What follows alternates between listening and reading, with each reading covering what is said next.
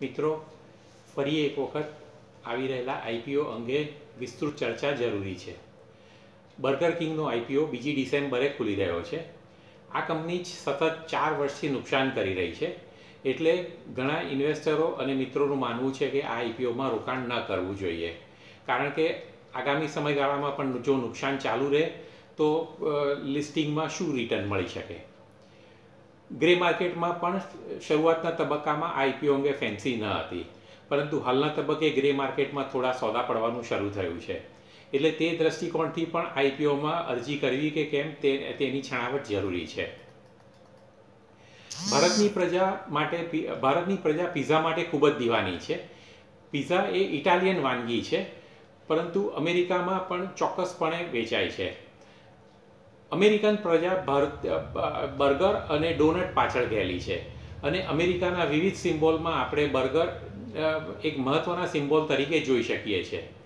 અને આ પ્રોડક્ટના ક્ષેત્રમાં બર્ગર કિંગ અત્યારે વિશ્વની ટોચની કંપનીઓમાં સ્થાન ધરાવે છે. અને અત્યારે જે કંપની આઈપીઓ લઈને આવી રહી છે તે બર્ગર કિંગ ઇન્ડિયા લિમિટેડ એ બર્ગર કિંગ કોર્પોરેશનની ભારત ખાતેની ફ્રેન્ચાઇઝ ધરાવતી કંપની છે. બર્ગર કિંગ કોર્પોરેશનની સ્થાપના અમેરિકામાં સને 1954માં થઈ હતી, જ્યારે ભારતની બર્ગર કિંગ ઇન્ડિયા છેલ્લા 5 વર્ષ દરમિયાન સૌથી વધારે ઝડપથી વિકસી રહેલી QSR કંપની તરીકે સ્થાન ધરાવે છે. અમેરિકન બર્ગર કિંગના ભારત ખાતેના માસ્ટર ફ્રેન્ચાઇઝ તરીકે લાયસન્સ ધરાવતી આ કંપનીએ ભારતના છેલ્લા 5 વર્ષ દરમિયાન ખૂબ જ ઝડપી વૃદ્ધિદર હાંસલ કર્યો છે. આંતરરાષ્ટ્રીય સ્તરે બર્ગર કિંગ 100થી પણ વધારે દેશોમાં 18,675 આઉટલેટનું નેટવર્ક ધરાવે છે, અને અમેરિકન ટેરિટરીમાં પણ તેના અસંખ્ય આઉટલેટ છે. પિઝાની દ્રષ્ટિએ મેકડોનાલ્ડ અને ડોમિનોઝ વિશ્વ સ્તરે જાણીતી બ્રાન્ડ છે, પરંતુ બર્ગર કિંગ બર્ગરની દ્રષ્ટિએ ભારતમાં અને વિશ્વમાં ટોચનું સ્થાન હાંસલ કરી રહી છે. ભારતમાં બર્ગર કિંગની પ્રથમ રેસ્ટોરન્ટની શરૂઆત નવેમ્બર 2014માં થઈ હતી, અને તે પછીના સમયગાળામાં આ કંપનીએ અત્યાર સુધીમાં 261 રેસ્ટોરન્ટનું નેટવર્ક ઊભું કરી દીધું છે.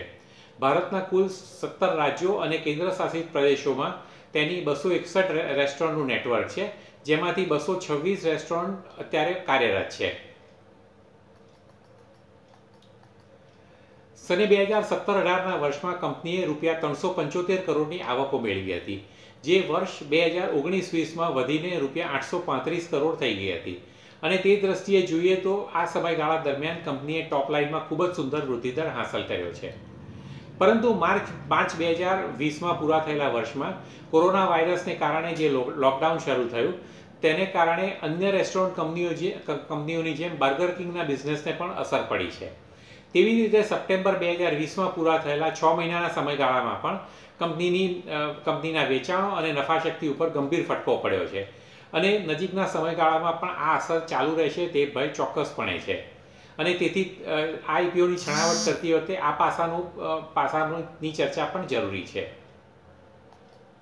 સામ્ય પક્ષે જોઈએ તો આગલા વર્ષ એટલે કે સને 2019ના વર્ષ દરમિયાન એક સરખા આઉટલેટની દ્રષ્ટિએ જોઈએ તો કંપનીના વેચાણોમાં 29.1%નો ઉછાળો જોવાયો હતો.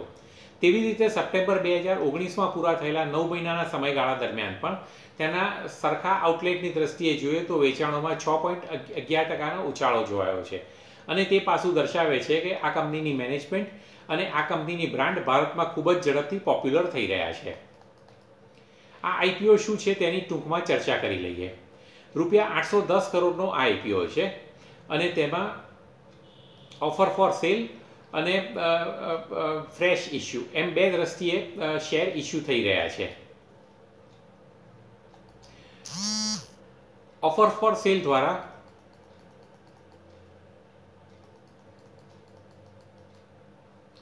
રૂપિયા 360 કરોડનું ભંડોળ ઊભું કરવામાં આવશે, જ્યારે ફ્રેશ ઇસ્યુ તરીકે રૂપિયા 450 કરોડનું ભંડોળ ઊભું કરવામાં આવવાનું છે.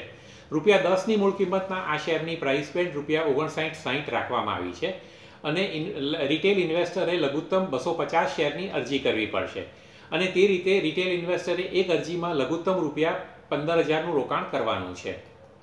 આ આઈપીઓ 2 ડિસેમ્બરે ખુલી રહ્યો છે અને 4 ડિસેમ્બરે બંધ થશે, અને તેનું લિસ્ટિંગ 14મી ડિસેમ્બરે થવાની ગણતરી છે.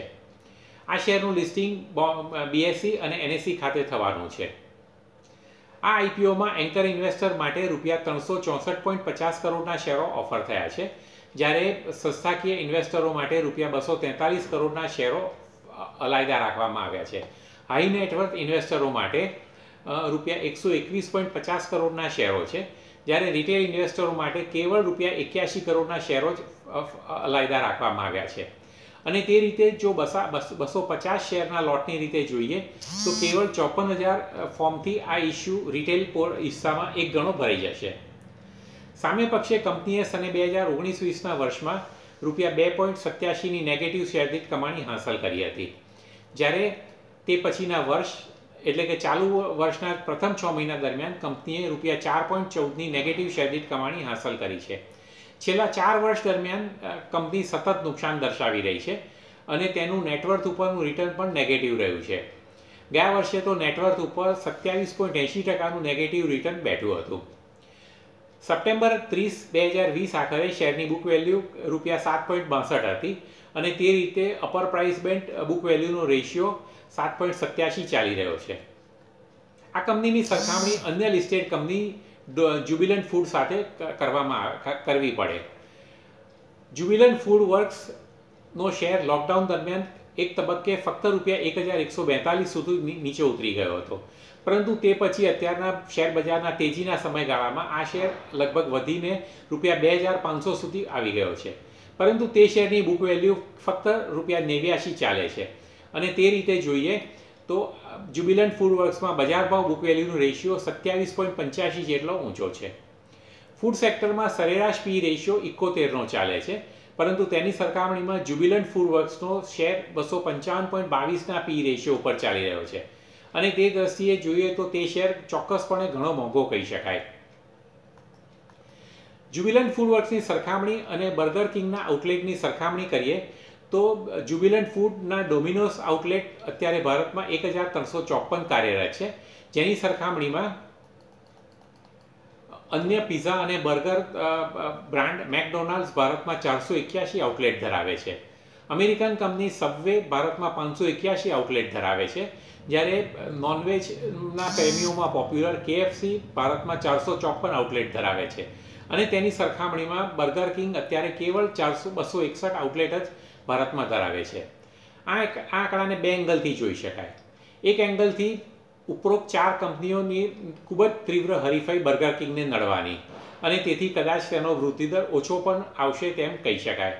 અને કેટલાક ટીકાકારો તે દ્રષ્ટિએ પણ બર્ગર કિંગના આઈપીઓને ન ભરવાની વાત કરી રહ્યા છે, પરંતુ અન્ય દ્રષ્ટિકોણથી જોઈએ તો ભારત અતિશય વિશાળ દેશ છે અને આવી જંગી વસ્તી ધરાવતા આ દેશમાં અન્ય બ્રાન્ડની સાથે સાથે બર્ગર કિંગ પણ ખૂબ જ ઝડપથી વૃદ્ધિ હાંસલ કરશે તેમ કહી શકાય. આવકોની દ્રષ્ટિએ પણ બર્ગર કિંગ અને જ્યુબિલન્ટ ફૂડ વર્ક્સ વચ્ચે મોટો તફાવત છે, કારણ કે સ્વાભાવિક છે કે જ્યુબિલન્ટના આઉટલેટ ઘણા બધા વધારે છે અને તેથી તેના વેચાણો પણ વધારે હોય. આ ઉપરાંત કંપનીના પ્રમોટરો ભરતિયા ગ્રુપ પણ ઇન્વેસ્ટરોમાં ખૂબ જ પોપ્યુલર છે અને ભારતીય ઇન્વેસ્ટરોમાં તેમણે એક વિશ્વાસ ઊભો કર્યો છે, જ્યારે બર્ગર કિંગના પ્રમોટરોએ ભારતીય ઇન્વેસ્ટરોમાં હજી વિશ્વાસ ઊભો કરવાનો છે. પરંતુ એક અન્ય પાસું પણ ખૂબ જ મહત્વનું છે. જ્યુબિલન્ટ ફૂડ વર્ક્સમાં અત્યારે વિદેશી ઇન્વેસ્ટરોએ 36.19% હોલ્ડિંગ ભેગું કરી લીધું છે, જ્યારે રિટેલ ઇન્વેસ્ટરો પાસે 3% શેરો જ બચ્યા છે અને આ ટ્રેન્ડ ભવિષ્યમાં બર્ગર કિંગના શેરમાં પણ જોવા મળશે તેમ અત્યારથી સ્પષ્ટપણે કહી શકાય. અને તે રીતે જોઈએ તો આ આઈપીઓ પછી લિસ્ટિંગ પછી આ શેરમાં FIIની જોરદાર ફેન્સી રહેશે અને તેને કારણે શેરના ભાવમાં ઝડપી ઉછાળો જોવાય તે સંભાવના ખૂબ જ મોટી છે. અત્યારે ગ્રે માર્કેટના ટ્રેન્ડની વાત કરીએ તો ગ્રે માર્કેટમાં અત્યારે ₹26-27 આસપાસ પ્રીમિયમ ચાલી રહ્યું છે, જ્યારે ફિક્સ એપ્લિકેશનના ₹250નો ભાવ છે. સબ્જેક્ટિવમાં અત્યારે દર ઘટીને ₹4,500 થઈ ગયો છે.